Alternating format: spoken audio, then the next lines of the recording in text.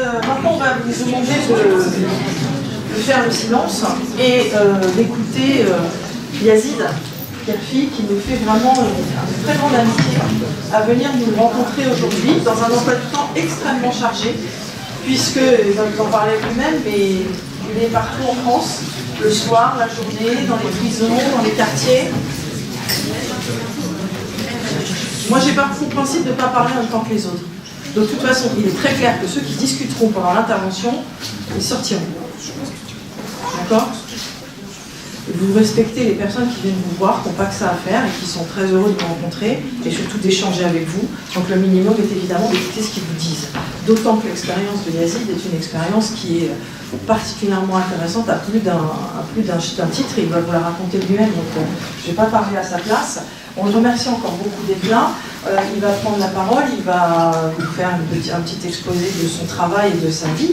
Et ensuite, il y aura un temps d'échange, parce que c'est l'intérêt, c'est que vous puissiez aussi, et un petit film, que vous puissiez poser des questions, l'interroger. Donc Yazid est un Mentais, ça il faut le savoir, qui a grandi au Val-Fouré.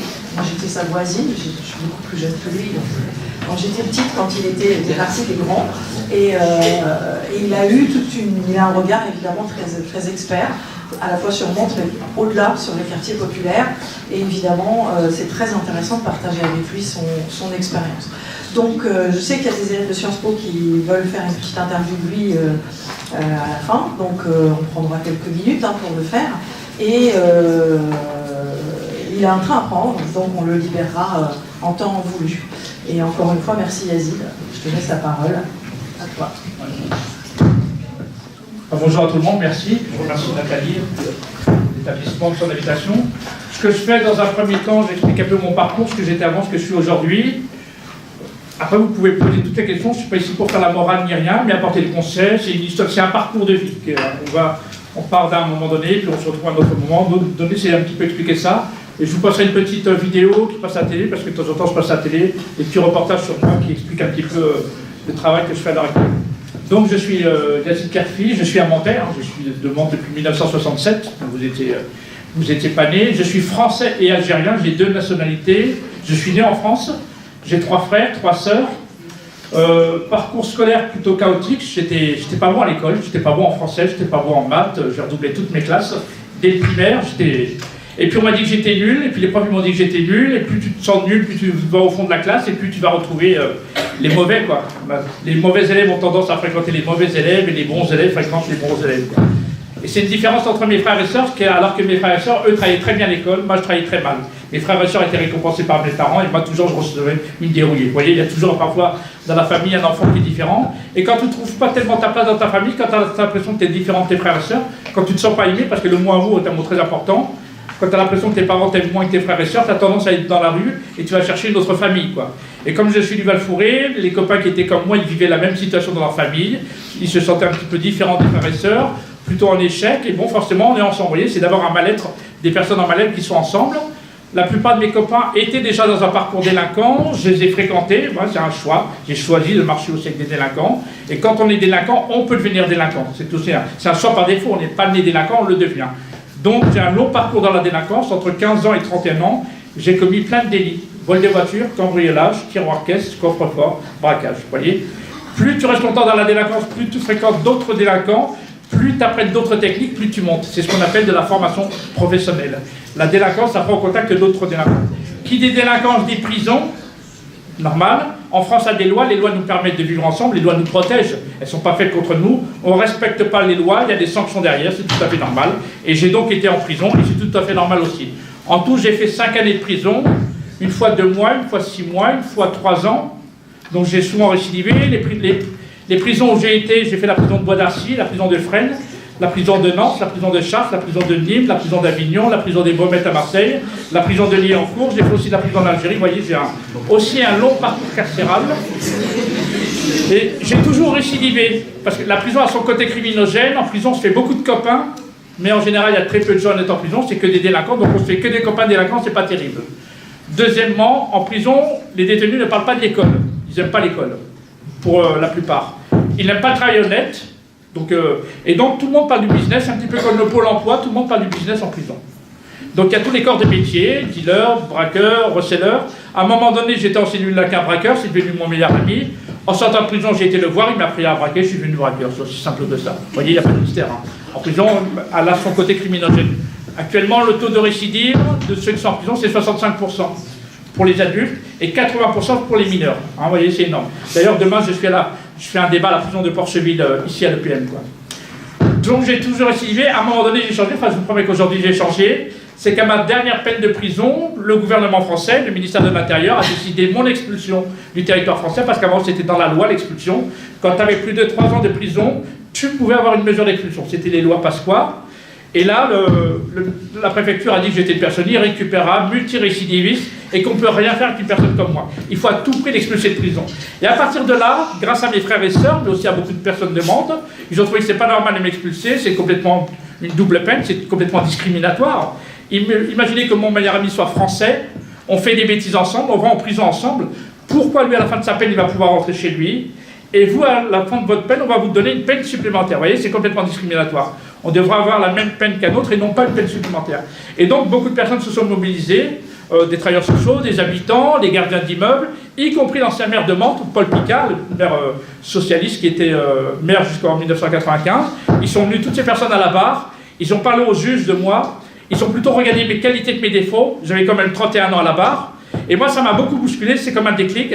C'était la première fois de ma vie que je voyais les gens regarder plutôt mes qualités que mes défauts. Avant, les gens ne regardaient que mes défauts. Même dans ma famille, on m'a dit de toute façon, il a dit c'est le bon arrière de la famille, il ne réussira pas. Les profs, ils m'ont toujours dit que j'étais un nul. Les flics, ils m'ont toujours dit que j'étais une racaille. Et donc, comme tout le monde le disait, je me suis dit, bah, si tout le monde le dit, c'est peut-être vrai. Donc, au bout d'un moment, je me suis comporté comme une racaille, comme un nul. C'est pour ça qu'il faut plutôt regarder les qualités de ces gens. Même le pire des criminels a plus de qualités que de défauts. Chez tout le monde, il faut plutôt regarder les qualités chez les gens que leurs défauts. Si vous regardez que leurs défauts, ils vont exister qu'à travers ça. Et donc là, j'ai été étonné que les gens plutôt disent que je suis un mec intelligent, j'ai un potentiel, que je ne suis pas une personne irrécupérable. Grâce à eux, je n'ai pas été expulsé. Et pour faire plaisir à tous ces gens-là, parce qu'à l'intérieur, à l'extérieur, j'étais une personne malhonnête, mais à l'intérieur, j'étais une personne très bien, j'étais une personne honnête, le bon côté de moi. Grâce à eux, je n'ai pas été expulsé. Pour faire plaisir à tous ces gens-là, j'ai dit que maintenant, en sortant de prison, vous avez dit que je suis une personne bien, je ferai tout pour devenir quelqu'un de bien. Donc j'ai fait 2 choses en sortant de prison. Premièrement, je me suis juré de jamais recommettre un délit. Et j'ai tenu le coup, je n'ai jamais récidivé. Sauf aujourd'hui, j'interviens en prison, mais pas dans les mêmes conditions. Et deuxièmement, je dis maintenant, moi je vais aider les autres. Moi je suis du quartier du Val-Fouré. Nous on était peut-être des durs, mais les petits qui arrivent derrière nous sont pires que nous. Et je me suis dit qu'en tant que grand, on a quelque chose à faire par rapport aux petits. Donc en sortant de prison, j'ai commencé le métier le plus visible dans les quartiers, c'est animateur dans une maison des jeunes. Je n'ai pas travaillé à Mantes, mais j'ai travaillé à Chanteloup-les-Vignes. Je ne sais pas si vous connaissez, le film La Haine, vous connaissez. Bah, quand ils ont tourné le film La Haine, je travaillais dans cette maison des jeunes. J'étais animateur à Chanteloup. Je suis retourné à l'école, parce qu'en France, on a la chance, on peut retourner à l'école à n'importe quel âge. Donc j'ai passé un diplôme d'animateur, un BATEP, un brevet de technicien d'animation. Et ensuite, avec la validation des acquis, vous connaissez, la VAE, l'expérience professionnelle, ça équivaut à un diplôme.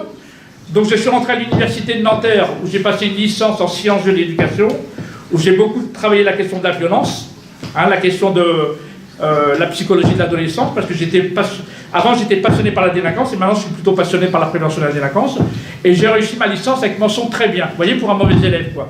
Très bien, parce que j'étais passionné par... quand j'écoutais les profs, c'était comme une lumière, ils expliquaient des choses sur la violence, sur la délinquance, qu'on ne m'a jamais expliqué avant, et en les écoutant, j'ai compris énormément de choses, quoi. Et donc après, j'étais passionné par le travail social, quoi. Et aujourd'hui, je suis diplômé de l'école militaire à Paris, je suis diplômé de l'Institut des hautes études de la sécurité intérieure, et donc j'ai un diplôme d'expert en sécurité. Je n'ai pas passé ce diplôme d'expert en sécurité parce que j'aime les questions sécuritaires, parce que moi, mon boulot, je ne me bats contre les politiques sécuritaires. Ce n'est pas en construisant plus de prisons en France, en mettant des policiers partout, en mettant des caméras partout, qu'on résoudra les problèmes de violence et de délinquance. Ça passe par le vivre ensemble, ça passe par les rapports humains, entre les uns et les autres en même temps. Donc mon boulot d'expert en sécurité, c'est de me battre contre d'autres experts en sécurité qui vendent de la peur, puis après ils sortent leur catalogue de système. Ça marche ou pas? Oui, ça marche. Ça marche là? Oui. Donc aujourd'hui, qu'est-ce que je fais aujourd'hui? Donc j'ai inventé mon métier, je travaille à mon compte. Je suis consultant en prévention urbaine. Je travaille dans toute la France et les villes qui m'appellent, ou les préfectures, ou alors des fois l'État. Ils ont des difficultés dans certains quartiers, ils n'arrivent plus à rencontrer les jeunes, ils ne comprennent pas pourquoi il y a des personnes qui récidivent.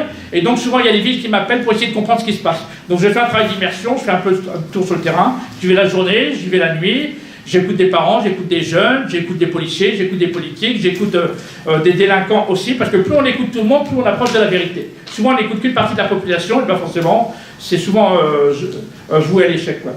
Et donc, je dis, voilà la situation, ce qui se passe dans votre ville, voilà les problèmes qui risquent d'arriver si ça continue. Par contre, voilà des pistes de préconisation sur lesquelles vous pourrez travailler si vous voulez améliorer les choses. Donc voilà, ça c'est mon travail de consultant, où je suis complètement indépendant. J'interviens régulièrement dans les établissements scolaires. Je suis enseignant à l'Université de Nanterre en master, en sciences de l'éducation. Le diplôme s'appelle cadre d'intervention en terrain sensible. On forme des futurs cadres qui vont travailler en terrain sensible. Donc terrain sensible, c'est des quartiers en difficulté. Donc la plupart de mes étudiants, je les forme à faire ce métier. Il y a master 1 et master 2. C'est des futurs chefs de projet, coordinateurs de quartier. Il y en a qui sont après responsables de maisons des jeunes ou des choses comme ça, quoi. J'interviens régulièrement aussi en école de police. C'est pas parce que j'adore les policiers, mais j'aime pas les mauvais policiers. Les policiers qui ne respectent pas la loi, les policiers qui ont des préjugés, des policiers racistes, des policiers qui se comportent mal. Je pense qu'à un moment donné, il faut revoir leur formation. Et je pense qu'une personne issue des quartiers, qui a été délinquant, qui est arabe, qui a fait de la prison, on a des choses à leur expliquer à ces policiers. Et donc, souvent quand j'interviens, les policiers ne m'apprécient pas toujours au départ, ils ont plein de préjugés sur moi. Mais à la fin, ils m'applaudissent tous, ils me disent franchement, Yazid, tu nous as expliqué des choses qu'on n'a jamais compris. Et qu'en école de police, on ne nous a jamais expliqué les choses de cette manière. Vous voyez, ça permet pour eux aussi de travailler sur leurs préjugés et sur leur propre comportement. J'interviens aussi régulièrement en prison. L'année dernière, en 2017, j'ai fait 37 établissements pénitentiaires différents. J'ai rencontré à peu près 600 détenus, vous voyez, c'est beaucoup. Hier, j'étais à la prison d'Orléans. Avant-hier, j'étais à la prison de Mulhouse. Ce vendredi, je suis à la prison de Porcheville. Lundi, je suis à la prison des Baumettes à Marseille. Vous voyez, j'ai beaucoup de demandes d'intervention en prison. Et enfin, c'est que des détenus. Mon boulot, c'est la prévention de la récidive. Et essayer d'avoir un discours pour qu'en sortant de prison, ils ne récidivent pas. Et comprendre avec eux qu'est-ce qui fait qu'à un moment donné, ils ont choisi ou ils sont tombés dans la délinquance. Et qu'est-ce qu'il faudra faire en sortant pour qu'ils ne rebasculent pas dans la délinquance. Voilà un petit peu mon travail. Et puis sinon, j'ai créé une association qui s'appelle Médiation Nomade. C'est-à-dire que j'ai un camping-car et je m'installe la nuit dans les quartiers. C'est-à-dire j'arrive à partir de 20h, 21h, je mets des tables dehors, je fais du thé à la menthe, je mets de la musique, des jeux de société, et puis j'attends que le public vienne. Parce que je trouve que c'est pas normal en France, la nuit et le week-end, tout est fermé. À part les commissariats, vous allez dans plein de quartiers, y compris au Val-Fouré, il n'y a pas grand-chose d'ouvert le soir. C'est-à-dire que la plupart des centres sociaux des maisons des jeunes en France ont des horaires de mairie, c'est complètement aberrant. On se plaint que les jeunes sont dans les halls d'immeubles, mais qu'est-ce qu'on fait pour qu'ils restent pas dans les halls d'immeubles? Ce qu'il faut, c'est d'éviter que les jeunes s'ennuient. Des jeunes qui s'ennuient ont tendance à faire des conneries. Donc il faut occuper les jeunes à ce moment-là et mettre des adultes bienveillants auprès d'eux. Si ce n'est pas des adultes bienveillants qui vont auprès de ces jeunes, ce seront des adultes malveillants. Vous voyez, donc c'est pour ça que mon boulot, c'est d'occuper l'espace public. J'en suis à l'heure actuelle à peu près à 230 soirées en France. J'ai fait les quartiers nord de Marseille avec mon camping-car. J'ai fait la région lyonnaise, j'ai fait plein de villes en région parisienne. J'ai fait les Mureaux il n'y a pas très longtemps, donc du moins il y a quelques années. J'ai beaucoup travaillé dans le département du 93, vous voyez, je travaille un petit peu de cette manière. Et puis en même temps, je forme les professionnels qui travaillent dans ces quartiers à revoir un petit peu leur pratique professionnelle. Moi, je pars toujours du principe que le problème des jeunes, c'est d'abord le problème des adultes. Tant qu'on n'a pas réglé le problème chez les adultes, on ne réglera pas le problème des jeunes. En France, on a les jeunes qu'on mérite, parce que je trouve qu'un certain nombre d'adultes sont un petit peu défaillants à ce niveau-là. Et puis sinon, je suis l'auteur du livre qui est en train de tourner, Repris de justesse, qui raconte un peu mon parcours, que vous trouvez ici à la bibliothèque, et puis Guerrier non violent qui explique un petit peu mon parcours. Donc voilà en gros le parcours. Tout ça pour expliquer qu'on peut avoir été délinquant à un moment donné, en échec scolaire, et puis qu'à un moment donné, dans la vie, on peut changer. Vous voyez, c'est une histoire de rencontre dans la vie. On peut faire des belles rencontres, et si on ne fait pas des belles rencontres, on peut faire des mauvaises rencontres. Les belles rencontres vont changer. Et donc mon boulot, quand j'interviens ici, c'est une très belle rencontre avec vous. Et hier, j'étais à la prison d'Orléans, c'était une très belle rencontre avec les détenus. Forcément, ça produit quelque chose. Et je crois vraiment dans le dialogue et de la rencontre, il se passe quelque chose. Donc maintenant, je vous donne la parole, y compris la critique. Je n'ai pas la science infuse, qu'on peut s'échanger sur le parcours, sur le Val-Fouré, si vous voulez, sur la prison. Je vous donne la parole. Puis après, je vous passerai tout à l'heure un petit repartage. Oui. La condition d'exclusion, apparemment, c'est... Pardon ? Les conditions d'exclusion, apparemment, c'est catastrophique. Comment ça se passe? C'est quoi? Si je suicide? Les conditions dans les prisons sont catastrophiques. Est-ce que tu peux expliquer un petit peu Elles ne sont pas toutes complètement catastrophiques. Également, la prison, c'est difficile, hein, parce qu'on n'arrête pas de construire des nouvelles prisons. Le taux de suicide à l'heure actuelle, il y a à peu près un suicide tous les 3 jours en prison. Il y a à peu près 120 détenus qui se suicident tous les ans. À 96%, les suicides, c'est par pendaison, ils se pendent. Ben oui, mais parce que beaucoup... Moi, je parle du principe que les délinquants, c'est des gens malheureux, mais ils ne le diront jamais. Ils se cachent derrière la violence ou la délinquance. Mais quand tu creuses un petit peu, il y a vraiment de la souffrance intérieure. Il y a quelque chose. Je ne suis pas en train de les excuser, mais souvent, certains ont un côté victime. Ils ont quelque chose aussi qui s'est mal passé dans leur vie. Et à un moment donné, ils ont choisi la délinquance. Donc, il y a un mal-être. Et quand ils arrivent en prison, le mal-être est encore plus important. Et certains ne se supportent plus, se suicident. Quand même... 120 suicides à peu près tous les ans en France en même temps. On est le pays en Europe où il y a le plus de suicides en prison. Bonjour. Moi, il y a beaucoup de grands de mon quartier. Parlez proche. Là, c'est bien là. Oui. Il y a beaucoup de grands de mon quartier qui m'ont dit que la prison, ça allait. Ça quoi? Que la prison, ça allait. Oui, la question c'est... Je vais parler fort. On m'a toujours dit que tous les grands qui reviennent de prison, etc., ils m'ont toujours dit oui, franchement, en prison ça va, t'écumes ta peine, t'as ton joint, t'as ta bière, t'es posé dans ta cellule. C'est vrai ou pas?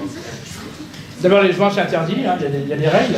Non, là, imaginez, rentrez chez vous tout à l'heure, enfermez-vous dans votre salle de bain, c'est à peu près la taille d'une cellule, fermez la porte, imaginez que vous êtes enfermé ici 23 heures sur 24 pendant un mois, pendant un an, pendant 10 ans en même temps. La prison, le pire, c'est quand même l'enfermement. Il y a des détenus qui supportent bien leur peine, en même temps, on fait mieux sa peine quand on assume. On a fait des conneries, on va en prison, on assume, on fait mieux sa peine. Quelqu'un qui n'assume pas, et il y en a qui ne supportent pas. En même temps, dans la cellule, on n'est pas tout seul, on a fait 9 mètres carrés, il y a 3 personnes à l'intérieur, même les toilettes sont aussi à l'intérieur. C'est quand même difficile à vivre en même temps. Il y en a qui supportent, il y en a qui ne supportent pas. Il y a beaucoup de gens fragiles en prison et qui ne se supportent pas. Et il y a des détenus qui ne se supportent pas, au bout d'un moment, ils se tapent dessus. Certains en même temps. Non, c'est très difficile la prison. Mais si tu es fort dans ta tête et tout ça, c'est beaucoup dans la tête en même temps. Si tu es fort, tu arrives à la supporter. Moi, j'ai fait 5 ans, je les ai fait à la rigueur assez bien. C'est difficile la prison, mais je les ai quand même supportés en même temps, mais parce que j'étais fort intérieurement, quoi. Mais il y a beaucoup de gens faibles, influençables et qui vont très mal en même temps.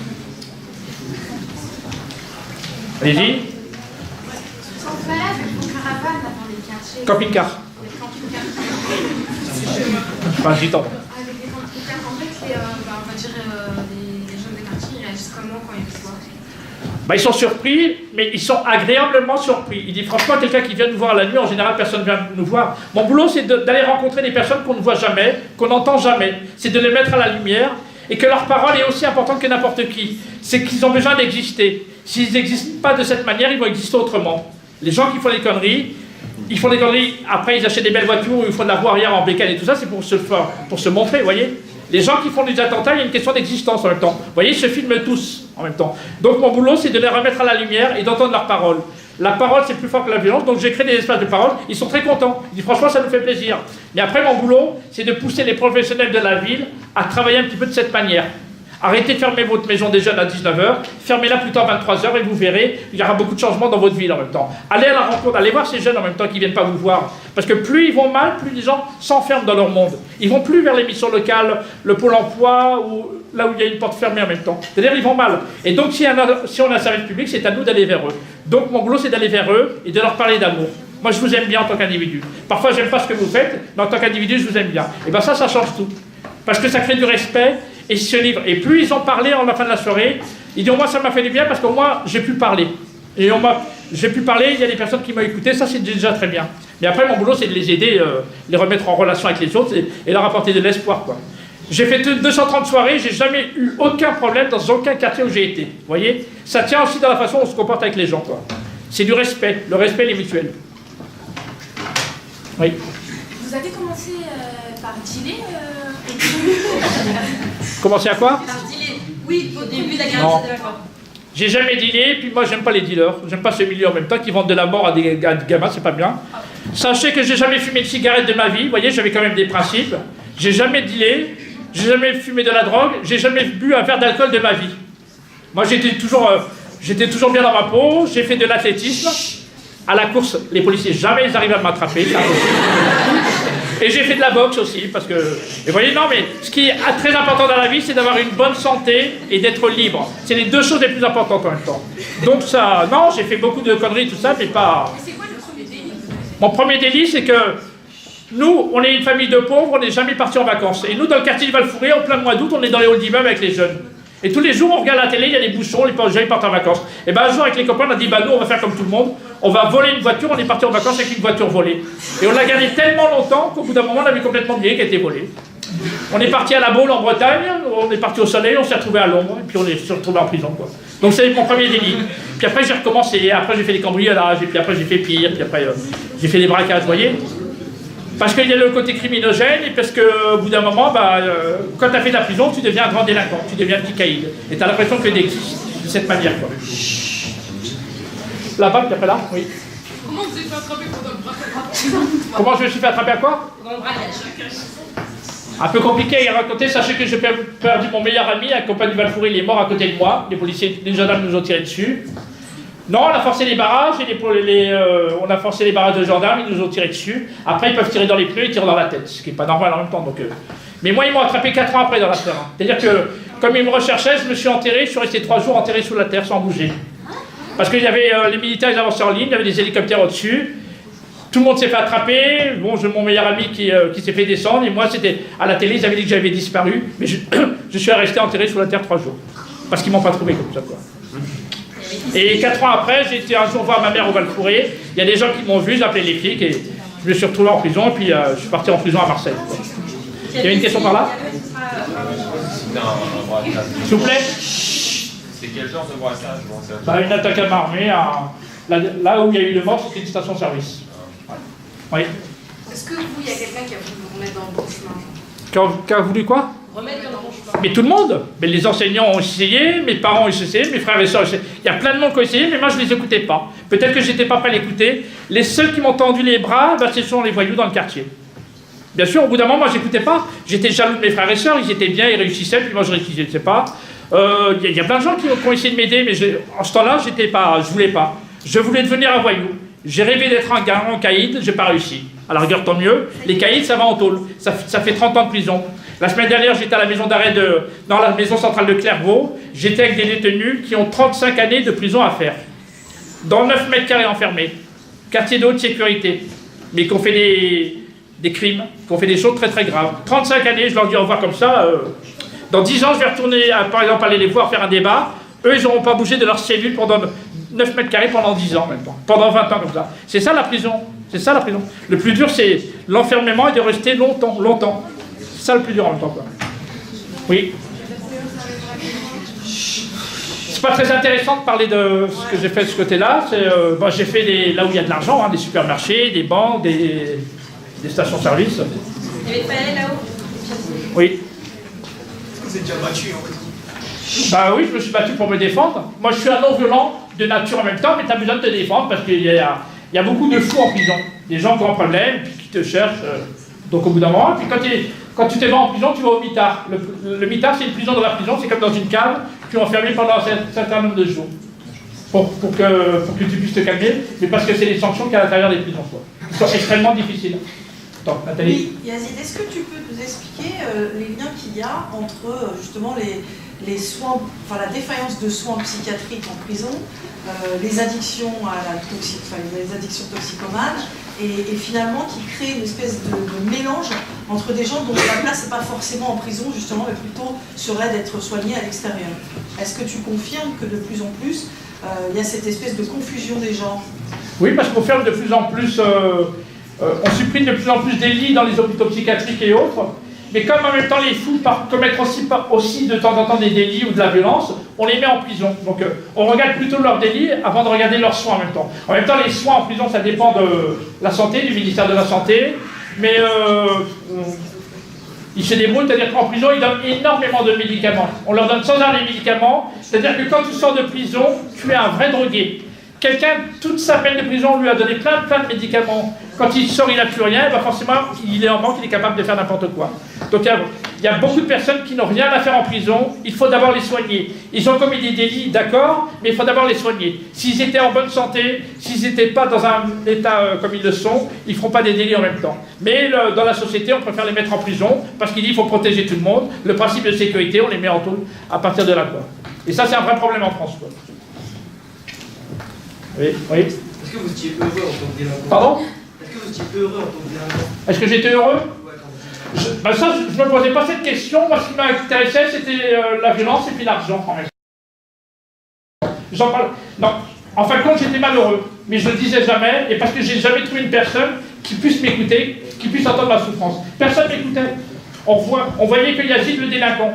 Donc c'était le faux Yazid. Là, vous avez le vrai Yazid. Je m'exprime très bien, j'adore ce que je fais, le boulot. Et avant, c'était le faux, je me cachais. La violence et la délinquance, c'est une carapace en même temps. Mais j'étais pas bien dans ma peau, ça n'allait pas dans ma famille, ça n'allait pas à l'école, j'étais timide. Je ne suis pas forcément costaud ni rien, donc j'étais pas bien. J'aurais pu me suicider, je ne l'ai pas fait. Le suicide, c'est quand même la deuxième cause de mortalité chez les jeunes.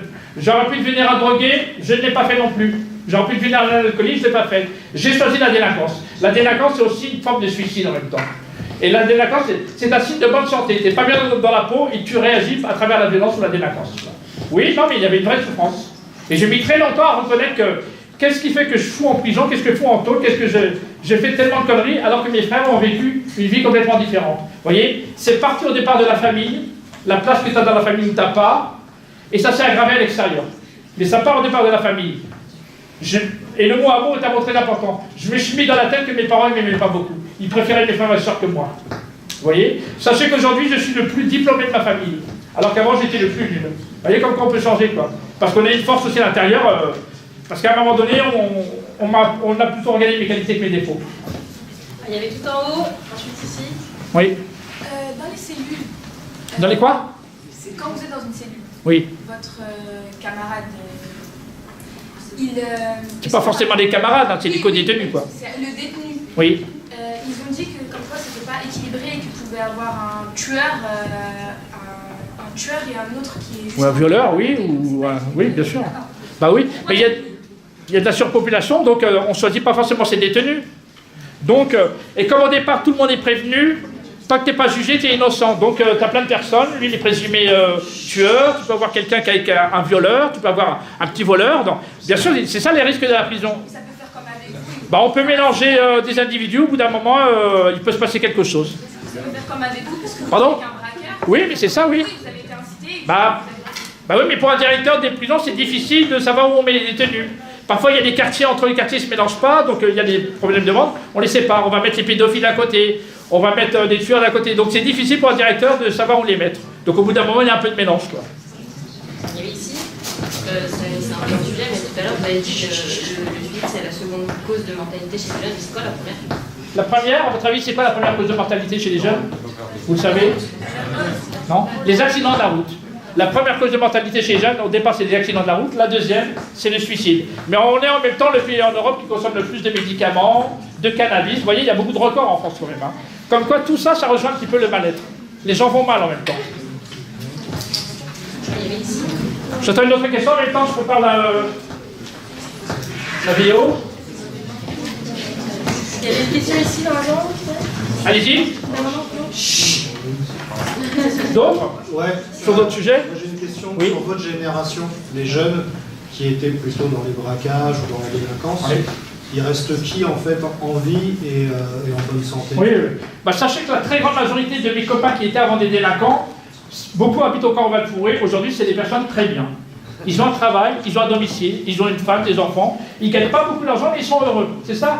C'est-à-dire que tout le monde aspire à un moment donné à retrouver une vie normale. On commet le plus de délits à peu près à l'adolescence, c'est-à-dire 14-15 ans. Ça mange qu'à 25 ans, 30 ans, parce qu'avec le chômage, et la très grande majorité, au bout d'un moment, décide de retrouver une vie normale. Donc la plupart retrouvent une vie normale. Après, il y en a qui meurent, il y a des gens qui sont handicapés, il y en a qui ont rattrapé après d'autres maladies, parce que problème de santé, il y en a qui ont pris des peines de 20 ans, de 30 ans de prison, mais la très grande majorité, aujourd'hui, ont retrouvé une vie normale. Après, il y en a peu des personnes comme moi qui ont décidé de continuer à travailler dans les quartiers, sur la délinquance, les personnes là maintenant. Mais aujourd'hui, ils sont très bien. On se voit de temps en temps au Val-Fouré, on parle du passé. C'est pas la génération a complètement changé, quoi. Il y avait tout en haut, après il y avait Wassim. Oui. Mais de quel quartier dans le Val-Thorens? La rue Gutenberg, du côté de la mosquée, la grande mosquée. Ma mère habite toujours là-bas, elle a 82 ans. Depuis 1967, elle est dans le même appartement, au Val-Fouré, au rez-de-chaussée. On a toujours vécu là-haut. Maintenant, j'habite à Limay, je suis juste à côté, quoi. J'ai une maison, j'ai 3 enfants, j'ai une femme. Elle est assistante sociale, ça peut toujours servir. Non, mais je suis plus heureux aujourd'hui dans la vie que j'ai aujourd'hui que celle que j'avais avant. Et puis au moins, ma mère, elle est tranquille maintenant. Avant, les plus malheureux, c'est pas nous, c'est nos parents. Nous, si on est en prison, on fait des conneries, c'est bien fait pour nous, on va en tôle en même temps. Mais les plus malheureux, c'est pas nous en même temps. Ce sont nos parents. C'est triste quand tu vois des parents qui vont pas voir leurs enfants. Quand tu vois ton nom dans le journal et puis tes parents ils vont faire des courses, tu dis ah oui, c'est son fils qui fait des conneries, n'importe quoi. Et bien ils le vivent très très mal, les parents en même temps. C'est eux les plus malheureux, c'est pas nous. Nous on est punis, c'est normal quoi. Ah, il y avait d'abord plus en haut. Oui. Ça a été quoi votre déclic? C'était quoi? Votre déclic pour tout arrêter? Ben, je vous l'ai dit tout à l'heure dans le... Ouais, mais genre, Ben, le déclic, non, c'est que pour une fois, il y a des personnes qui ont plutôt regardé mes qualités que mes défauts. Et en plus, la grande majorité, c'est des gens honnêtes. Parce que comme moi, j'étais malhonnête, en général, les gens honnêtes n'aiment pas les gens malhonnêtes. On peut le comprendre. Donc, les gens malhonnêtes n'aiment pas les gens honnêtes, on peut le comprendre aussi. C'est toujours une question d'amour. Si on ne t'aime pas, t'aimes pas les autres. Et là, le jour du jugement, il y a plein de gens qui sont venus pour moi. Je suis étonné, les gens ils viennent pour moi. Moi, je suis une racaille, je suis une merde. Et tous ces gens, ils viennent pour moi. Et puis en plus, ils parlent bien de moi au juge. Et donc, moi, je ne peux pas trahir. J'étais honnête à l'intérieur de moi. Je dis, moi, je vais montrer le meilleur côté maintenant. Je vais vous faire plaisir. Et je vais montrer le meilleur. Et je n'ai pas récidivé parce que j'étais passionné par le travail que je fais. C'est-à-dire, m'occuper des autres, c'était vraiment ma passion. C'est ça que j'aurais dû faire depuis toujours. Je ne l'ai pas fait. J'ai fait des mauvais choix à un moment donné. Mais peut-être on ne m'a aussi pas très bien conseillé. Vous voyez, l'histoire de comment on conseille les enfants, c'est aussi important en même temps, quoi. Donc le déclic, c'était là. Et je n'ai pas récidivé parce qu'après, j'ai fait un travail passionnant et j'ai toujours été valorisé dans mon travail. On m'a toujours dit que je suis une personne bien. Ah, je crois qu'il y avait quelqu'un qui était au milieu, voilà, ici. Oui. Et après, Oui. il y a Yasmine. Après. Comment le gouvernement réagit face à la surpopulation et aux inégalités dans les cellules? Comment il réagit sur population? Oui. Oui. Mais le problème, c'est pas de construire davantage de prisons. Moi, je suis contre construire ça. Plus on va construire des prisons, plus on mettra des personnes en prison. Et puis ça enrichit les grosses entreprises, comme Bouygues, comme Eiffage, comme Vinci. C'est ça, il y a... Sachez qu'aux États-Unis, les prisons sont cotées en bourse. Plus il y a des détenus, plus il y a des gens qui s'enrichissent. Non, il faut plutôt qu'on incarcère moins, qu'on trouve une alternative à l'incarcération. La loi Taubira a été très bien, le problème c'est que les juges ne la respectent pas. Et qu'on n'a pas mis suffisamment les moyens pour la mettre en place en même temps. Non, il y a de la surpopulation, c'est sûr. Mais en même temps, il y a beaucoup de personnes qui commettent des infractions puis des délits. Donc au bout d'un moment, un certain nombre terminant en prison, quoi. Tu peux expliquer la loi Taubira rapidement? La loi Taubira, c'est-à-dire que Mme Taubira, c'était la ministre de la Justice, j'ai travaillé un petit peu avec elle, sur la loi pénitentiaire. Dans les statistiques, il disait, si on fait des aménagements de peine, les statistiques le disaient, les détenus qui sortent en aménagement de peine, c'est-à-dire qu'en conditionnel à la mi-peine ou avec un travail à domicile, récidivent moins que ceux qui terminent en sortie sans aménagement en même temps. Or, dans la réalité, les juges n'appliquent pas cette loi-là, ils continuent à ne pas donner un peu plus de chance aux détenus. Donc c'était aussi ça, c'était faire des aménagements de peine, que les gens, ceux qui récidivent le plus en prison, c'est ceux qui ont des peines de moins de 2 ans. Donc ils ont dit, ceux qui prennent des peines de moins de 2 ans, on ne les met pas en prison, on va leur trouver d'autres sanctions. Après, c'est pas toujours appliqué par les juges, quoi. Il y avait Yasmine? Oui, il y avait la... Ah, je croyais que c'était la Oui, vas-y. question, pardon. J'ai défendu. Hein. Vous pensez quoi de la génération de nos jours? Qu'est-ce que je pense de la génération d'aujourd'hui? Bah, très bien. En même temps, c'est vrai qu'il y a un peu moins de travail qu'avant, il y a moins de respect, je trouve que les gens sont moins respectueux. Avant, il y avait beaucoup plus de respect. Les petits respectaient les grands, aujourd'hui, il y a plein de petits qui ne respectent pas les grands. Donc, la consommation de drogue, de cannabis, tout ça est très très importante en même temps. Le mal-être est très important aujourd'hui en même temps. L'individualisme, les gens vivent de plus en plus séparés. Je sens qu'il y a moins de solidarité que dans le passé. Et ça, c'est difficile en même temps. Pour moi, je trouve que c'est difficile. Et ce qu'il faut, c'est au minimum créer du respect entre les uns et les autres en même temps, quoi. Et puis d'aller vers les autres, soyons un peu plus solidaires. Oui, tout ça, ça a un peu changé, quoi. Puis il y a un processus de ghettoisation. Avant, au Val-Fouré, il y avait des classes moyennes, il y avait des blancs, il y avait tout ça. Enfin, le Val-Fouré, c'est le bled. Hein. À la rigueur, tant mieux, comme ça, ma mère, elle a plus besoin d'aller en Algérie. Il y a l'Algérie à côté de chez elle en même temps. Et ce qui est dommage, on vit dans des mondes séparés. Le Val-Fouré et le centre-ville, c'est 2 mondes complètement différents. Et c'est ça qui est dommage en même temps, quoi. Yasmine?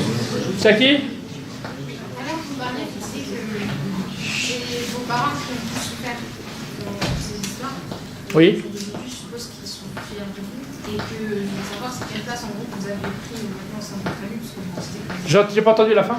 Quelle est Je la veux savoir aussi quelle place famille? vous avez prise dans votre famille puisque vous étiez à l'écart. Avant ou maintenant la place? Bah non, j'ai une place comme les autres, je suis égal comme mes frères et sœurs, donc, mais parce qu'en même temps je fais des choses bien, puis mes frères et sœurs sont contents de ce que je fais aujourd'hui, ma famille et tout, donc oui, vous voyez, ça a quand même évolué quoi, en même temps, quoi. Mais en même temps, mes parents m'ont toujours respecté. Quand j'étais en prison, ils m'ont toujours envoyé des mandats. Quand je sortais de prison, ils m'ont toujours accueilli. Donc vraiment, la famille, c'est très très important d'avoir une famille soudée. J'ai des frères et sœurs qui sont soudés, qui se sont battus pour moi et qui ont réussi à m'éviter l'expulsion, qui ont réussi à ramener le maire de Mantes-la-Jolie à mon jugement. Tout ça, c'est grâce à mes frères et sœurs, qui ont fait beaucoup de choses aussi à Mantes-la-Jolie, dans la vie associative, quoi. Comment la criminalité a évolué Parlez plus fort. depuis votre première peine? Comment la criminalité a évolué? Comment la criminalité a évolué dit, Comment la criminalité a-t-elle évolué depuis votre première peine? Il y a une augmentation de la criminalité, de la délinquance. Mais est-ce que c'est la même? Elle est plus violente aujourd'hui. Elle est beaucoup plus violente, elle est beaucoup plus jeune, ça commence de beaucoup plus tôt, mais en même temps, la précarité, la pauvreté est plus importante aujourd'hui qu'hier. Ouais. Allez-y, puis en même temps, je prépare en même temps le... Quand vous êtes incarcéré, vous ne passez pas toujours directement en jugement. Du coup, est-ce que le temps que vous restez en cellule sans passer en jugement, il compte dans votre tête? Bah bien sûr, il compte. À partir du moment que tu es incarcéré, tu peux passer en jugement dans 6 mois, dans 1 an, dans 2 ans. Ah oui, ça fait partie de la peine. C'était parti de la peine. Ah bah oui, quand tu passes en jugement, puis après... Non, mais bien sûr, une fois que tu es incarcéré, ça compte à partir du premier jour où tu es incarcéré. En fait, ce qui diffère quand vous êtes incarcéré, c'est que vous êtes dans des centres de détention et pas tout à fait dans les prisons. C'est pas le même lieu. Donc, proche de nous, par exemple, à Versailles, il va y avoir des centres de détention pour pas notamment. Et après, quand vous êtes jugé, la suite de la peine, s'il y a encore du temps à faire, se fera plus tôt. Là, on a des personnes qui sont considérées comme coupables, qui sont plus en attente. Une autre question là, pendant que je prépare? Ça déconne un peu là. C'est pas de question sur la météo. Par exemple, comment la police elle a évolué, enfin, comment la police peut évoluer pour améliorer sa... Enfin, il y a toujours des délinquances policiers, des problèmes au niveau des policiers. Comment ça peut évoluer en mieux? La police? Ouais. Bah, je trouve qu'on a un vrai problème avec la police, c'est que la police évolue peu. La police, on remet en cause en France toutes les institutions. Il y a une institution qu'on ne remet jamais en cause, c'est la police. On a vraiment un problème avec notre police en France. Je prends juste un exemple aussi. En France, à 90%, les policiers sont issus de la province, de la campagne. À 90%, leur peur, c'est d'être affectés en région parisienne. Et à 90%, ils commencent leur carrière en région parisienne. Un policier qui a grandi dans un petit village breton, un petit village de la Creuse, vous le mettez au Val-Fouré ou à Clichy-sous-Bois, il est complètement perdu. Donc un certain nombre de policiers ont beaucoup de préjugés. Un certain nombre de policiers deviennent racistes au bout d'un moment, à force d'arrêter les mêmes personnes. Et donc je pense que la formation des policiers n'est pas adaptée à la réalité d'aujourd'hui. Ils ne sont pas suffisamment bien formés, ils ne sont pas suffisamment bien encadrés. Et donc c'est une bande de jeunes contre une bande de policiers. Il y a vraiment un malentendu entre les deux. Donc moi, mon boulot, c'est essayer de... Enfin, j'ai l'habitude de dénoncer ça. Je suis souvent partie civile dans les procès contre les policiers. Et mon boulot, c'est essayer de changer ce système. Mais c'est très compliqué. Hein. Et vous pensez que les réformes d'Emmanuel Macron, ça va Mais quoi ? Parce que les réformes d'Emmanuel Macron vont changer les choses. J'ai un peu de doute parce que la police sécurité quotidienne, d'un côté, c'est bien parce que ça recrée du quotidien. Mais si on n'améliore pas la formation des policiers, ça va être voué à l'échec. Il faut revoir leur formation. C'est bien qu'il faut de la proximité, mais s'ils ont toujours aussi de préjugés, s'ils parlent mal sur les gens d'en face, qu'est-ce que ça va changer? Il faut revoir leur formation. Elle n'est pas suffisamment adaptée à la réalité en même temps, quoi. Donc, sur le concept, je suis d'accord, mais sur le fond, il y a encore des choses à revoir, quoi. Et ça, je n'ai pas entendu parler qu'on va améliorer leur formation. Juste pour préciser, je ne sais pas si dans la question, donc les propositions d'Emmanuel Macron sur la police, c'est de créer une police de la sécurité quotidienne, je ne sais pas de bêtises. Sachant que par le passé, il y a eu de la police de proximité qui a été interrompue il y a peut-être une dizaine d'années maintenant, et donc là, il y a une proposition, c'est pas encore... je ne sais pas si c'est acté d'ailleurs, je ne sais pas si ça a commencé la police de sécurité quotidienne. Non, pas encore. Pas encore, ouais. C'est une proposition qui a été faite par le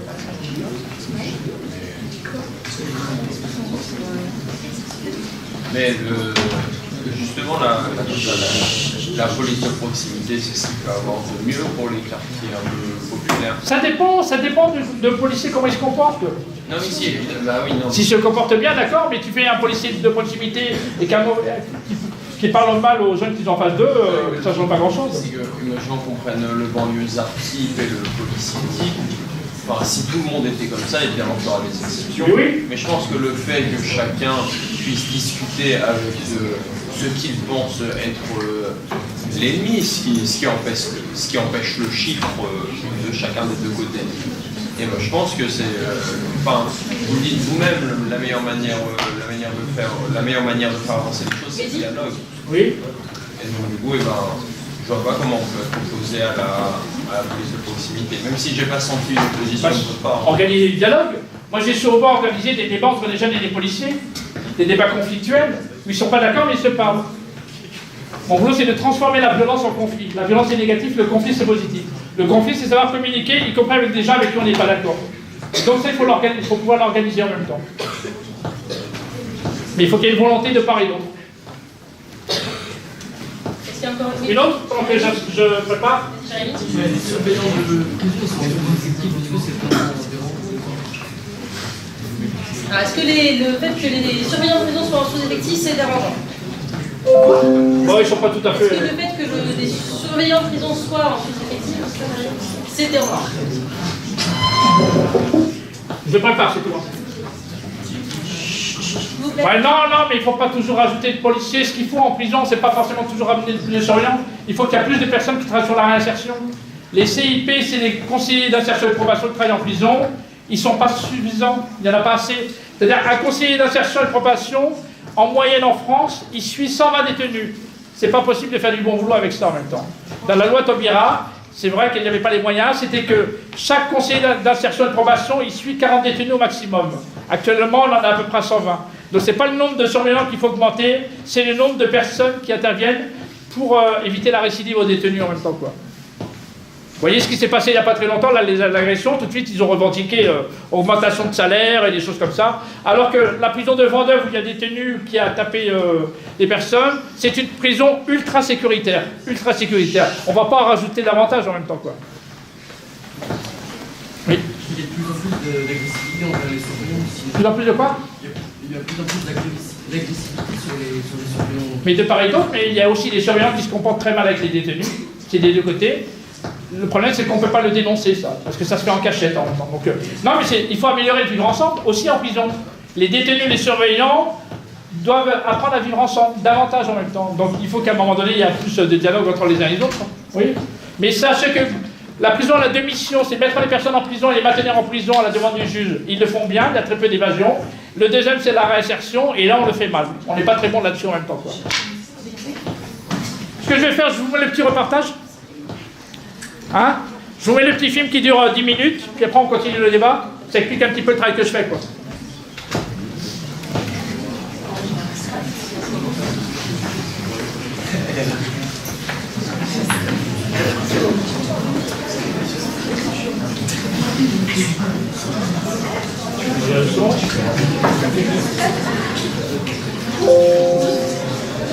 On y va. Dans la prison de Réau, en Seine-et-Marne, l'invité du jour est un ancien braqueur. Son arrivée agite les couloirs. Monsieur Yazid, attendez, c'est bon, c'est ce que vous voulez. Juste 2 secondes, ce détenu-là, qui est venu me voir en prison, que je vois régulièrement en prison, malheureusement aujourd'hui il est décédé.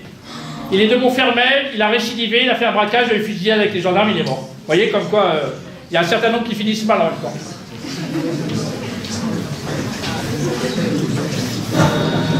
Vous avez fait quoi, avant-hier, Gada, avec Nabo, il reste 4 ans et 5 mois.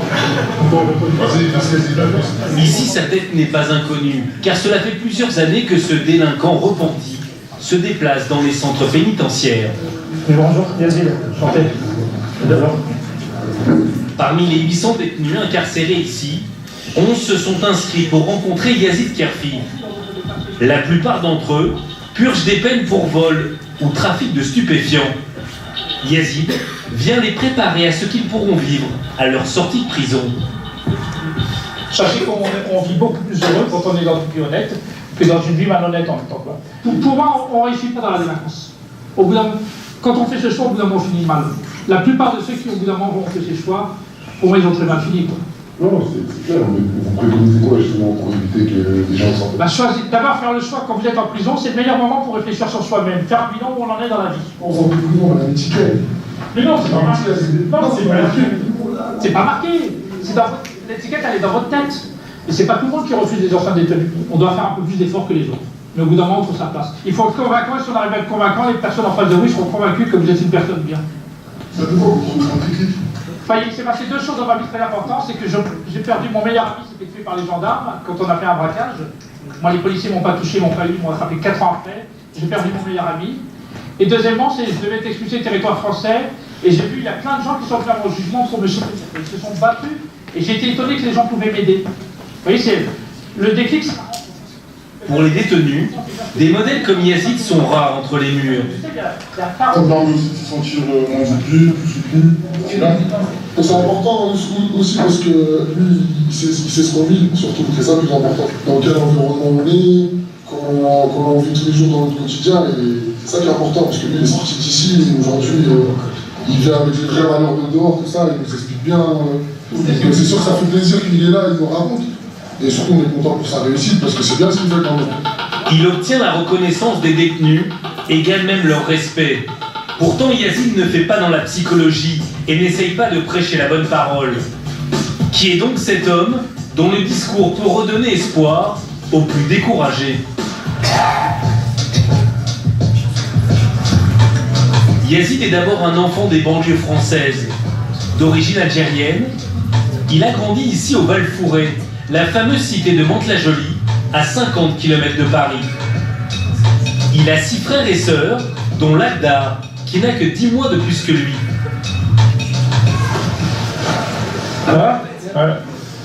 C'est ici, au pied de cette tour, qu'ils ont passé leur enfance. Ici, oui, le hall d'immeuble, ça passe déjà qu'on a grandi. C'est une adresse historique. Mais à l'adolescence, les deux frères vont prendre deux chemins différents. J'étais plutôt scolaire, j'étais jusqu'au bac, donc voilà, j'avais envie de m'attacher à ça, donc je l'ai fait. Et il y a le sport et puis l'école, quoi. Hein. Et les copains, donc c'est un trio qui marche bien. Puis Yazid, c'était moins évident pour l'école pour lui. Donc je pense qu'il était plus attiré le soir, mais il en parlait mieux que moi. Hein. Non, j'avais pas des bons résultats, j'ai redoublé CE2, CM2, j'avais pas le niveau pour aller au collège, j'ai fait des classes de transition. Donc je me suis mis dans la tête que j'étais un bon à rien, quoi. Et donc pour exister de nouveau dans le quartier, quand tu deviens délinquant, quand tu deviens un petit caïd, tu deviens quelqu'un. Il vaut mieux être délinquant que rien du tout. Quand il a basculé vraiment dans la délinquance dure, nous on était étonnés, on a dit qu'est-ce qui se passe là? Il y avait 10 jours au Val-Fouré avec qui il ne fallait pas traîner, et lui il traînait avec. Voilà, donc ça c'est. On savait que ça allait mal tourner. Hein. À 22 ans, alors qu'il a déjà été condamné pour vol, il braque une station-service du sud de la France.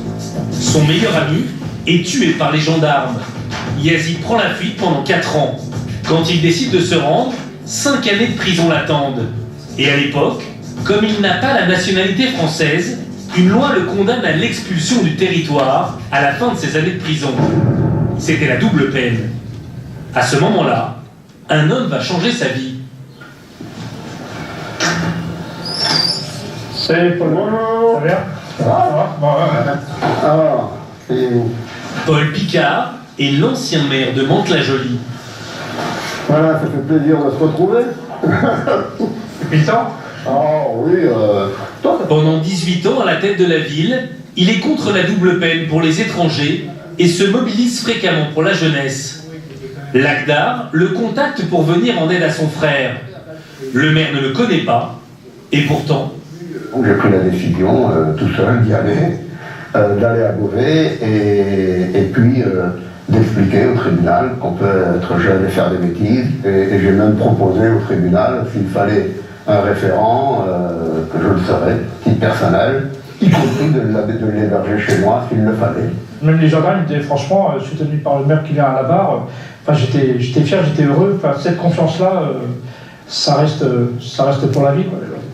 Ce soutien inattendu a poussé Yazid à ne plus jamais récidiver.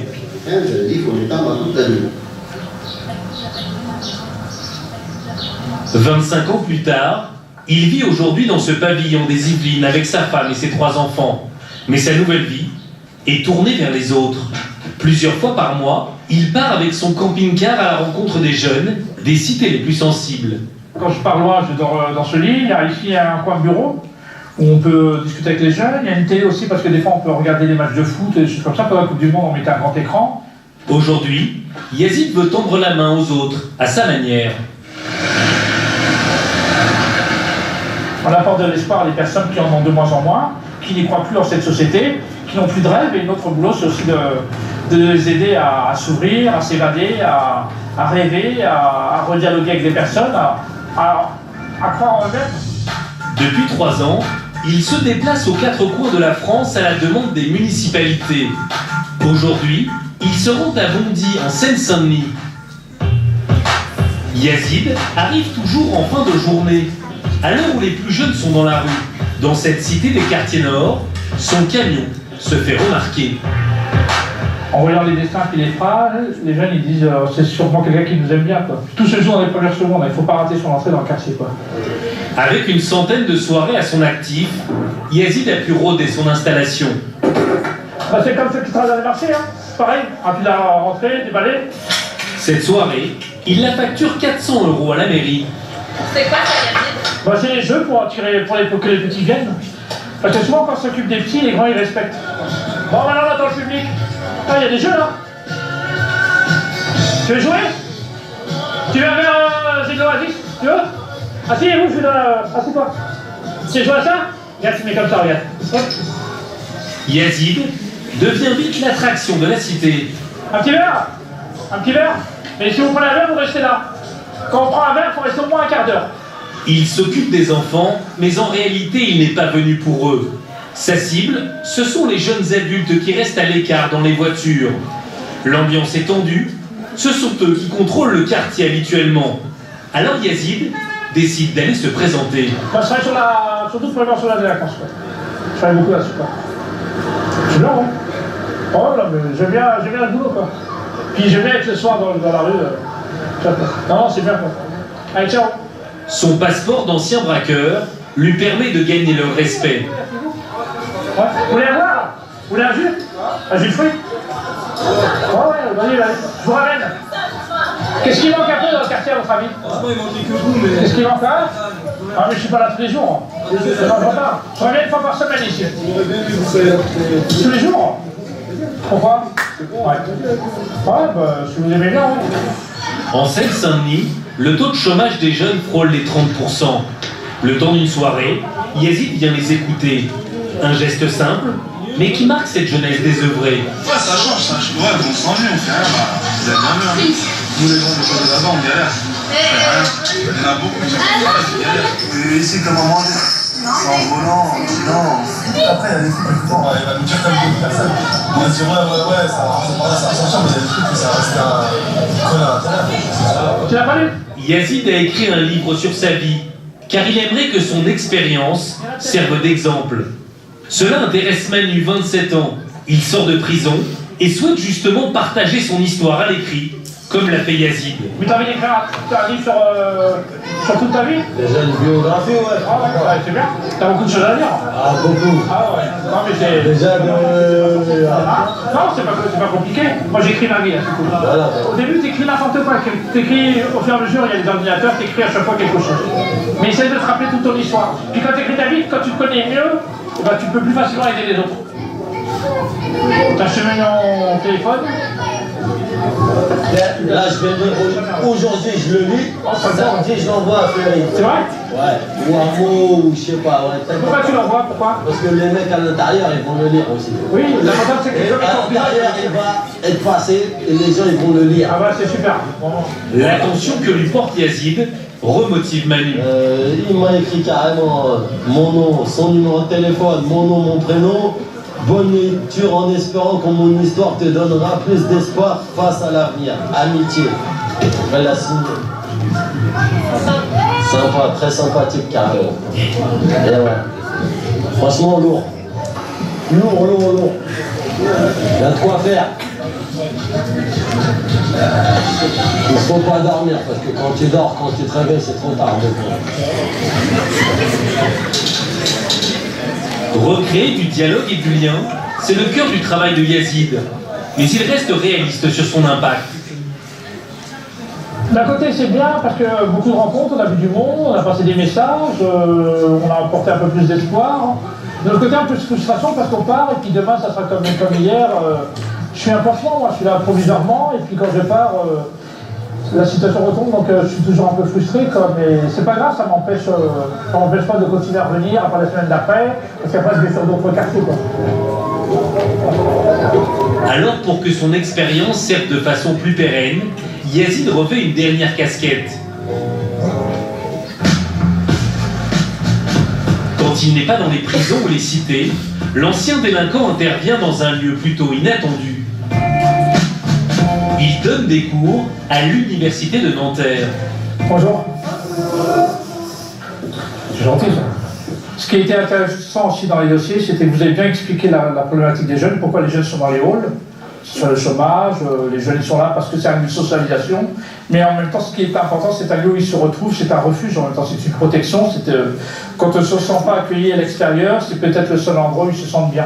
Depuis sa sortie de prison, Yazid a passé une licence en sciences de l'éducation et un master en ingénierie de la sécurité.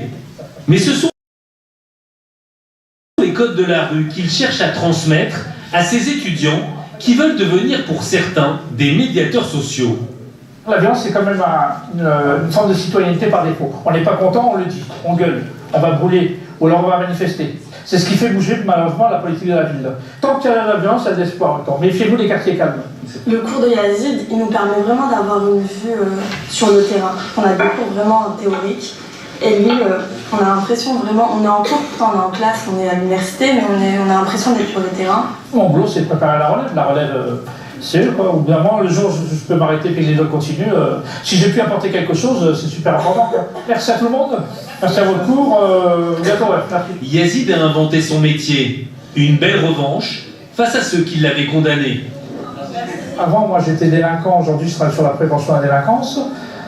Avant, j'étais en prison, aujourd'hui, je travaille dans le milieu carcéral. Avant, j'étais un mauvais élève en échec scolaire, on m'avait dit que j'étais en échec scolaire. Aujourd'hui, je suis enseignant à l'université. Vous voyez, on peut être tout, puis le contraire de ce qu'on pensait de soi, quoi. Yazid avance seul. Il aimerait que son parcours puisse en inspirer d'autres. Bon, ben voilà.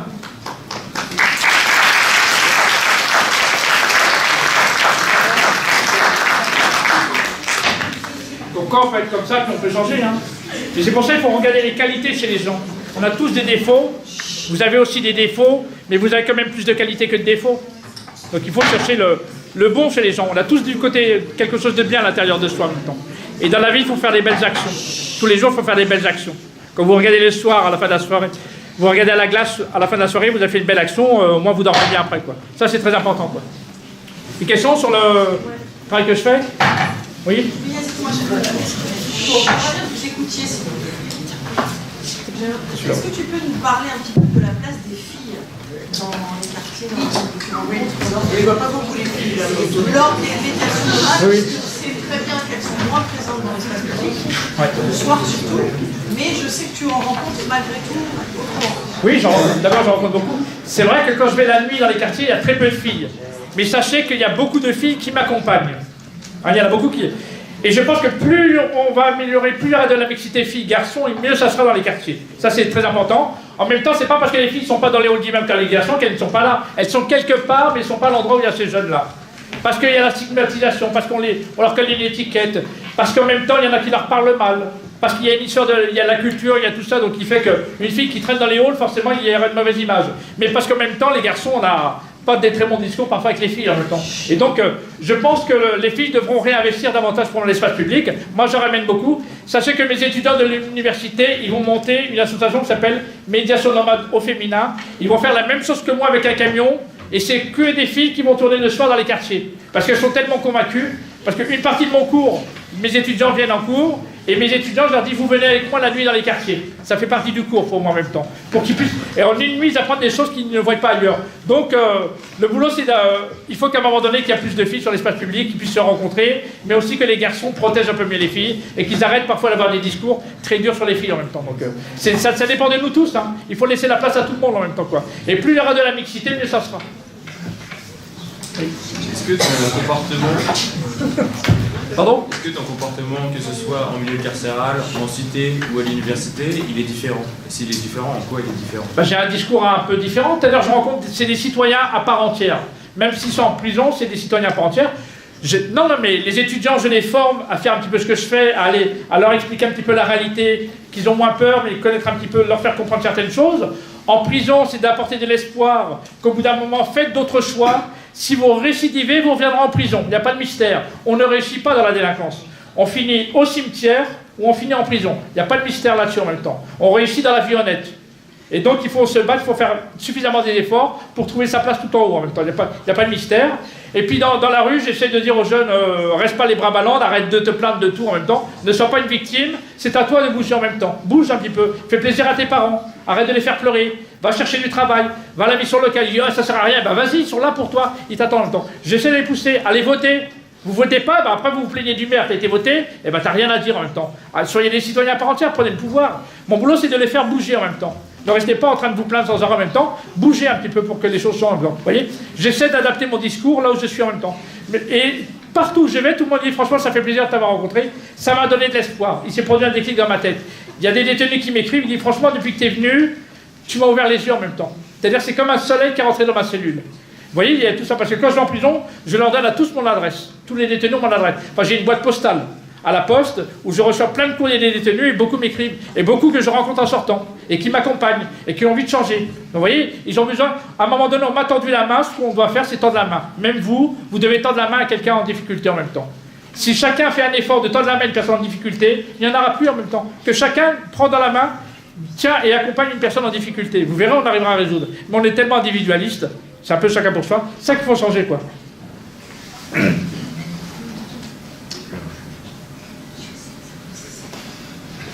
Oui. Est-ce que vous apportez de l'aide à part les personnes internes? Est-ce que les personnes externes ont un peu réagi? C'est qui les personnes externes? Je sais pas, comme d'autres associations. Enfin, moi, je suis une personne publique. Hein, quand on me demande de l'aide ou un conseil, j'essaie de faire ce que je peux à mon niveau, quoi. En gros, des grandes personnes comme, je sais pas, des politiciens ou quelqu'un qui est politique. Comme qui? Des politiciens, je sais pas. Quelqu'un qui font très partie, ils vont vous aider pour l'association. Non, mais bien sûr, des fois je le fais, quoi. Je le fais quand on me demande de le faire en même temps. Et à partir, il faut qu'il y ait quelqu'un qui fasse la démarche pour pouvoir le faire, quoi. La question, c'est est-ce qu'en dehors des gens qui vous connaissaient déjà, il y a des personnes qui ont apporté du soutien, donc il y a Paul Picard, le maire de Martin-Joly, mais d'autres encore, des associations ou des hommes politiques ou des femmes politiques? Tous ceux que je rencontre, au bout d'un moment, ils me donnent un petit coup de main, oui. C'est-à-dire que quand tu te comportes bien, quand tu as une bonne posture, quand tu es respectueux, on se fait plein de bonnes connaissances en même temps. Il n'y a pas de mystère, hein, on a des amis qu'on mérite, s'il y a des gens qui vous aiment, c'est parce que vous le méritez en même temps. Il faut avoir le meilleur comportement possible. Il faut qu'on soit des exemples en même temps. Quand on a un exemple et puis quand les gens ils t'apprécient, forcément, il y aura toujours des gens qui t'aideront à un moment donné, quoi. Ça dépend de ton comportement, quoi. Si tu te comportes mal, forcément, les gens vont pas venir t'aider, quoi. Tout se joue dans la rencontre. Tout se joue dans les premières secondes dans la rencontre que tu as avec la personne. Il faut donner la meilleure image de soi-même, quoi. Et puis connaître ses défauts. Connaissez vos défauts et connaissez vos qualités. Donc battez-vous pour faire supprimer vos défauts et mettez vos qualités en avant. Parce qu'on a tous plus de qualités, quoi. Il faut mettre ça en avant, quoi. Quelques questions, il reste à peu près 10 minutes. Oui. Des soirées que vous organisez, est-ce qu'il y a des restes quand vous partez? Est-ce qu'après il y a Pardon? des soirées que vous organisez, est-ce qu'il y a des restes? Est-ce qu'après il y a des jeunes qui se tiennent eux-mêmes qui se disent on va organiser ça en soir? Il y a souvent plein de choses. D'abord, il y a des belles rencontres avec les majeurs. Vous avez vu le mec qui a fait la prison tout de suite. Aujourd'hui, il a monté une association, il s'occupe des jeunes dans le quartier, vous voyez, parce qu'il s'est produit quelque chose. Mon boulot, quand je viens, maintenant, il y a des choses que j'ai changées par rapport au film, il a quand même 2 ans. Quand une ville me demande de faire des médiations normales, je dis à la ville, ok, d'accord, mais je fais 3 jours de formation pour vos acteurs, pour les former à travailler autrement. Il y a des villes où je suis venu fermer leur maison déjà à 18 h, je les ai accompagnés pour qu'ils ferment après à 23 h. Il y a des villes où j'ai fait une rencontre avec tout le conseil municipal. Parce que les élus, ils avaient plein de préjugés, ils ne comprenaient pas certaines choses. Je leur ai expliqué des choses, ça permet d'évoluer. Il y a des villes où j'ai formé des médiateurs ou des éducateurs. Ils avaient du mal à aller vers les autres. Vous voyez, donc, et au bout d'un moment, je leur ai expliqué certaines choses, ils ont essayé de travailler autrement. Il y a des villes où j'ai travaillé sur les rapports jeunes-police. Comment améliorer les rapports entre les jeunes et la police. Il y a d'autres villes où on a travaillé comment travailler avec les sortants de prison, sur la prévention de la récidive. Si dans la ville, on est prêt à accueillir ceux qui sortent de prison, si on les accueille bien, forcément, il y a moins de risque de récidive. Si on n'accueille pas les sortants de prison, ils vont retrouver leurs copains, ça va recommencer le champ. C'est pour ça qu'il faut aussi travailler là-dessus. Donc je dis à chaque ville, quand je vais quelque part, dites-moi quels sont les problèmes récurrents que vous avez sur votre ville, et ensemble, parce que moi je ne suis pas de la ville, on va essayer de trouver des pistes de solutions. Donc vous voyez, donc, je ne fais pas qu'à la médiation nomade, de l'autre côté, je leur propose aussi plein de choses. Le camion, c'est un outil seulement, c'est un outil à leur disposition, mais ça ne résout pas tous les problèmes. Ça crée des rencontres, ça permet de voir certaines choses qu'on ne voit pas en même temps. Quoi. À quel moment dans votre vie vous direz ça y est, j'ai tout abouti? Ça y est quoi? Ça y est, j'ai tout réussi. Ce que vous voulez faire, vous avez tout. J'ai pas compris la fin. À quel moment dans votre vie vous direz ça y est, j'ai tout réussi de ce que vous voulez faire? Ah non, j'ai pas tout réussi. Regardez, la situation ne va pas bien. On n'a jamais tout réussi. On peut faire ce qu'on peut à son niveau. Je fais ce que je peux à mon niveau. On ne réussira pas tout. À chaque fois qu'il se passe quelque chose, même regardez les attentats, je me dis, moi, mais il faut qu'on se le dise tous, quel est chacun entre nous notre part de responsabilité. On a une part de responsabilité chacun entre nous maintenant, par rapport à ce qui se passe. Donc qu'est-ce qu'on peut faire, chacun à notre niveau, pour faire quelque chose en même temps. Non, j'essaye, tous les jours je me remets en cause. Tous les jours on doit se remettre en cause pour être un petit peu plus efficace sur le terrain en même temps. Quoi. Mais on peut faire chacun à son niveau, on a chacun un petit pouvoir, il faut l'utiliser ce pouvoir en même temps, pour faire les choses. Quoi. Celui qui dit on ne peut rien faire, il a tout faux. Quoi. On peut faire toujours quelque chose à faire. Il y a une question devant? Oui. Le quartier du Val-Fouré, comparé à votre époque, il s'est amélioré Quartier du Val-Fouré? Oui. D'une manière de l'architecture, les bâtiments sont beaucoup plus propres, beaucoup plus beaux. De ce côté-là, ça a changé. Ce qui s'est dégradé, c'est qu'il y a quand même un processus de ghettoisation. Le quartier, c'est devenu le bled. Hein. C'est vrai, c'est le bled, quoi. C'est-à-dire, on a deux pays différents. Là. Mantes-la-Jolie, le centre-ville, c'est la France, et puis Val-Fouré, c'est le Maroc, l'Algérie, ou le Sénégal et tout. Non, c'est-à-dire qu'on vit dans des mondes de plus en plus séparés. L'individualisme, ça a beaucoup changé. Il y a moins de solidarité. Dans le passé, je me rappelle les émeutes à Mantes. On a fait beaucoup de choses aussi. On a perdu les procès, mais on s'est quand même battu pendant des années pour essayer de faire des choses. L'individualisme est très important. La consommation de cannabis, maintenant il y a même les bars à chicha, donc les gens s'enferment dans des trucs comme ça. Donc ça c'est dangereux en même temps. C'est-à-dire chacun se referme dans lui en même temps. C'est-à-dire les ghettos, c'est même dans la tête. Les gens ils ont un ghetto dans leur tête, alors qu'on doit être dans un esprit d'ouverture, d'aller vers l'autre. Ça a beaucoup changé en même temps. Donc moi je le dis, il ne suffit pas de mettre des... On peut faire des murs, mais il faut travailler sur l'humain, on ne travaille pas suffisamment sur l'humain. Regardez, il y a même un hélicoptère qui va au-dessus du Val-Fouré. C'est complètement aberrant. Est-ce qu'avec un hélicoptère, on va résoudre le problème? On n'est pas en situation de guerre, de ce temps-là en même temps. Ce qu'il faut, c'est de l'humain, c'est ouvrir des lieux, c'est du dialogue, c'est qu'il y a des gens qui sont sur le terrain. Et je ne suis pas très d'accord avec la politique de Mantes, comme vous le savez. Hein, j'interviens dans toute la France, j'interviens jamais à Mantes-la-Jolie, parce que la mairie de Mantes, là, le maire actuel, et Pierre Bédier me détestent. Donc vous voyez, il y a quand même aussi une histoire de personnes en même temps à ce niveau-là. Donc j'essaie de faire les choses, là on me demande de faire. Mais le Val-Fouré, c'est quand même, c'est mon quartier d'origine, et j'adore ce quartier. Et je suis triste de ne pas suffisamment intervenir dans cette ville. Quoi. Oui. Vous comptez vous présenter un jour? Présenter à quoi? Aux élections. Non, moi je fais de la politique, mais pas de la politique politicienne. J'aurai jamais une carte politique dans ma vie. Mon boulot c'est d'aider avec tout le monde. Imaginez que je prends une carte, toutes les autres villes ne m'appelleront plus en même temps. Je travaille avec tout le monde. Même une ville Front National, je ne travaille pas pour le maire Front National, je travaille pour les habitants qui sont dans sa ville. Je travaille pour les habitants en même temps. Non, la carte politique, c'est bien de faire de la politique, c'est très bien qu'il y en a qui en font, parce que ça donne du pouvoir. Mais moi, j'ai choisi à un moment donné de travailler avec tout le monde en même temps, mais tout mon discours est politique. Ça permet de... J'ai des portes d'entrée, j'ai des portes ouvertes comme ça, quoi. C'est pas Mafia Bédier, tous leurs petits copains de qui va faire que ça change quelque chose. Bah, en ce moment, c'est oui, mais les gens ont voté pour eux en même temps. C'est à nous de s'organiser, de voter autre chose. Ou alors que quelqu'un ici se présente. Non, mais c'est la faute à tout le monde. Bah, il y a quand même une espèce de démocratie. Il y a des gens qui ont voté pour cette majorité. Ce sont des choix en même temps. Donc c'est pour ça qu'on a chacun le pouvoir, à nous de faire bouger les choses. Allons là où il y a besoin en même temps. Donc si on n'est pas d'accord, il faut l'exprimer. On a la chance qu'on a le droit de vote en France en même temps. C'est vachement important d'aller voter en même temps. Celui qui vote pas et qui se plaint, dis donc, reste chez toi en même temps. C'est à nous de nous engager en même temps à ce niveau-là. Moi, je m'engage tous les jours politiquement. Non, mais c'est facile de dire ça, mais quand on se reconnaît dans un candidat. Non mais, alors on prend le moins pire. Dans ce cas-là, on prend le moins pire. Bien sûr, il y a toujours les pires et puis il y a les meilleurs en même temps. Puis au bout d'un moment, on peut les questionner, mais allez dans un conseil municipal, allez écouter les uns et les autres et puis vous ferez votre propre opinion. Il y a sûrement des personnes qui seront plus proches de vos aspirations que d'autres en même temps. Donc il faut... C'est à nous de se mêler de la politique. Sinon, les gens ils font ce qu'ils veulent et puis personne ne se plaint en même temps. Il n'y a rien qui change parce que les gens ne se plaignent pas en même temps. Au bout d'un moment, il faut bouger. Regardez ce qui s'est passé à Notre-Dame-des-Landes. Eh ben, ils ont bougé, vous voyez, l'aéroport n'y est pas. Après, il y a eu un peu de violence, ça c'est pas normal, mais il y a des gens qui bougent. Hein? Oui, ça y est, il n'y aura pas d'aéroport à Notre-Dame-des-Landes. Les gens se sont bougés un petit peu. À chaque fois qu'on essaie de faire quelque chose, la politique de la ville, elle a bougé parce qu'il y a des gens qui ont bougé à un moment donné, quoi. Il y a plein de choses. Nous, dans le passé, on a fait aussi plein de choses. Dans des associations, des manifestations, on a aussi bougé, on fait à notre niveau, quoi.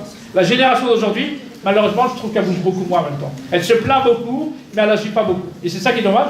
Peut-être qu'on peut renverser la vapeur. Parce que le pouvoir, il est dans le peuple. C'est les gens qui ont le pouvoir. C'est pas ceux-là qui sont en haut. Le pouvoir, il est en bas en même temps. Chez les gens, en même temps, chez une personne, deux personnes, trois personnes, plus on aime, mieux c'est en même temps. C'est pour ça qu'on a notre part de responsabilité par rapport à ce qui se passe. Même à Mantes, au bureau, ou des villes comme ça, quoi. Et Yasmine ? Oui. Parlez plus fort, en même temps, vous voyez, je suis un petit peu sourd en vrai. Vous avez dit que le maire, il vous aimait pas, mais pourtant, il pouvait apporter des bonnes choses à vous. Bah oui, mais c'est pour ça, parce qu'il m'aime pas et en même temps, il est bête. C'est ça le problème, en fait. Mais non, mais c'est pas... Il y a plein de gens intelligents à Mantes ou ailleurs. J'en connais plein à Mantes, des gens très intelligents qui ont fait plein de choses et ils vont tous bosser ailleurs. Moi, je bosse partout en France. Je suis la personne qui est, à l'heure actuelle, le plus demandée en France dans les prisons françaises, en même temps. Je pourrais travailler à Bois d'Arcy, avec tous ceux de Mantes-la-Jolie qui sont à la prison de Bois d'Arcy. Je pourrais faire quelque chose avec eux. Bien sûr, il y a plein de choses que je pourrais faire, le camion et tout ça, mais parce que, vous voyez, parce qu'il y a des gens bêtes en face de nous. C'est-à-dire, on n'aime pas la personne, je ne demande pas qui m'aime. C'est une question, Yazid a une expérience, il a des compétences. On ne regarde pas les compétences, on regarde la personne. C'est ça qui n'est pas normal en même temps. Ben bien sûr, mais il y a des gens qui ont voté pour des bêtes, c'est pas moi. Moi, j'ai pas voté pour eux. Non, mais c'est dommage. C'est ma grande tristesse aujourd'hui, c'est que j'ai pas pu m'investir à Mantes. J'ai pas pu faire des choses comme j'aurais pu le faire. Et pourtant, j'ai travaillé longtemps à Chanteloup-les-Vignes, hein, parce que le maire était un peu plus intelligent. Pierre Cardot, l'ancien maire, et c'était aussi un maire de droite, mais qui était quand même un peu plus intelligent que Pierre Bédier, puis ça monte. Et il vous interdit d'intervenir à Mantes. Enfin, m'interdit, j'ai le droit de venir et tout ça, mais il veut pas que je vienne avec mon camion, faire plein de choses, participer à des choses et tout ça, non. Ah non, il a fait une croix sur moi. Pourquoi ? Parce que j'ai pas peur de dire les choses, parce que je critique quand ça va pas, mais parce que j'ai aussi un passé, parce que j'ai fait de la tôle, peut-être parce que je suis arabe. Enfin, il y a plein de choses en même temps, mais tout ça, cumulé, ben, ça fait beaucoup pour eux peut-être. Vous pensez qu'il y a de la censure Oui, non, mais il y en a bien sûr. Oui, il y en a. Non, mais il y en a, ouais. Et parce qu'on peut pas m'acheter. Il y a aussi le côté éthique. Je sais que... Après, Bédier, enfin, on le connaît tous un peu, il est un peu magouilleur, très magouilleur, il aime pas trop les gens qui parlent trop mal de lui. Ah, voilà. Et je pensais vraiment que ça... Je pense pas vraiment, mais je dis on ne m'utilise pas. Je ne suis pas suffisamment utilisé par la mairie de Mantes. Oui, derrière. Mais en réalité, si vous n'aviez pas eu S'il vous plaît. ce passé-là et que vous aviez choisi dès le début de faire ça, ça aurait eu moins de poids. Ça dépend. Aujourd'hui, on me regarde par rapport par mes compétences universitaires, par ma connaissance du terrain, des choses comme ça. Mais moi, le passé, notre histoire à chacun, notre passé, c'est une richesse pour tout le monde. Quel que soit le passé de chacun. Moi, j'en ai fait une richesse. Je suis passé par la prison, je suis du Val-Fouré, donc je connais les quartiers, je suis arabe, j'étais délinquant, j'en fais une richesse. Sachez que dans mon CV, j'ai toujours mes années de prison et mes années de délinquance. Et parce que je trouve plus du travail en mettant ça que si je ne le mettais pas en même temps. Il faut en faire une richesse de son histoire. C'est pas des diplômes, mais son parcours de vie à chacun, son expérience de vie, c'est une richesse, c'est pas un inconvénient en même temps. Donc il ne faut pas se gêner de le mettre en avant. J'ai une connaissance, je vais la mettre en route, mais en même temps il faut des diplômes universitaires, il faut de la formation théorique à côté, quoi. Thomas, ça sera peut-être la question de la fin, parce qu'on va libérer Yazid. Oui. Question. Vous répétez souvent que vous êtes arabe. Est-ce que la criminalité, justement chez les Arabes, elle change? Est-ce que vous ne le répétez pas ça... Non, mais la très grande majorité des gens qui sont plus sont dans la délinquance, ce sont des Français en très grande majorité. Ce sont des Français en même temps. La délinquance des personnes étrangères en France, c'est à peu près 20%. C'est 20%. À 80%, ce sont des Français. Bien.